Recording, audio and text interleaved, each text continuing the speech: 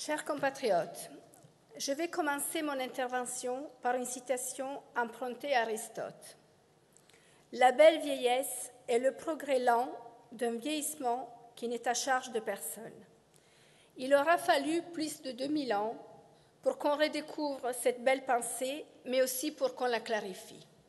On perçoit parfois les personnes âgées comme inutiles dans notre monde contemporain, globalisé, rapide et de plus en plus industrialisé.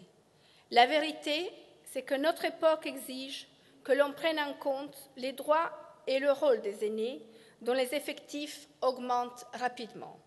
Ils font partie intégrante de notre société. Je crois que la personne âgée vit aujourd'hui une situation unique. Elle vit plus longtemps et elle voit le décalage avec les jeunes générations s'amplifier. Le troisième âge est une période de la vie où l'on retrouve ce qu'on appelle les douleurs existentielles. Ce grand sentiment d'inutilité auquel certaines personnes âgées se trouvent confrontées. Pour moi, s'attacher à mettre en œuvre une politique efficace et humaine envers les personnes âgées, c'est prendre en compte une notion essentielle et primordiale, celle du respect. Je tenterai, à chaque fois que cela me sera rendu possible, de mettre en avant cette notion de respect de la personne âgée, le respect de ses droits, de son cadre de vie immédiat, de sa participation à la vie associative et culturelle de notre pays. Pour résumer, se pencher vraiment aujourd'hui sur la qualité de vie de nos aînés. Je souhaite que notre pays devienne dans ce domaine aussi un modèle d'intégration de ces politiques et pour tout dire, avec la prise en compte de chaque génération, que Monaco devienne là aussi un véritable pays modèle.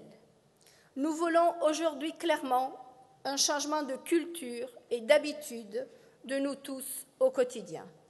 Cela implique, de la part des pouvoirs publics, une réflexion en amont sur les conditions de vie d'une population âgée en pleine progression.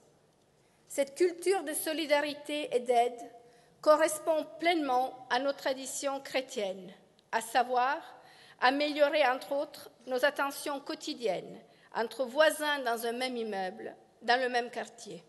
Cette demande devrait se traduire par un accompagnement autant psychologique que pratique pour leur vie au quotidien, même si les structures de notre société ont dans ce domaine beaucoup de progrès à faire.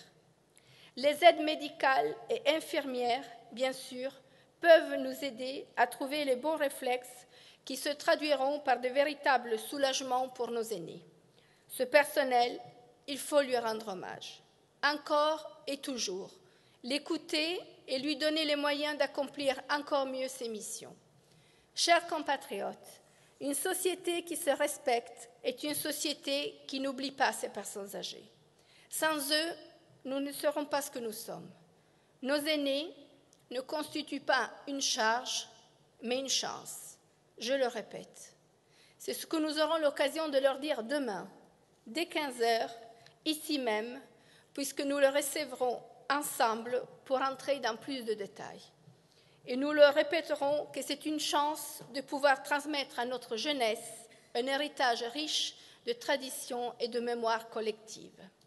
Je me présente devant vous ce soir parce que je rejoins Laurent Nouvion, Bernard Pasquier et les autres membres de notre équipe dès la mise en œuvre de cette démarche d'alternative pour Monaco. Un dernier mot pour vous dire que le 3 février prochain, c'est un choix crucial qui se propose à vous. D'un côté, la poursuite de méthodes qui ne nous feront pas avancer.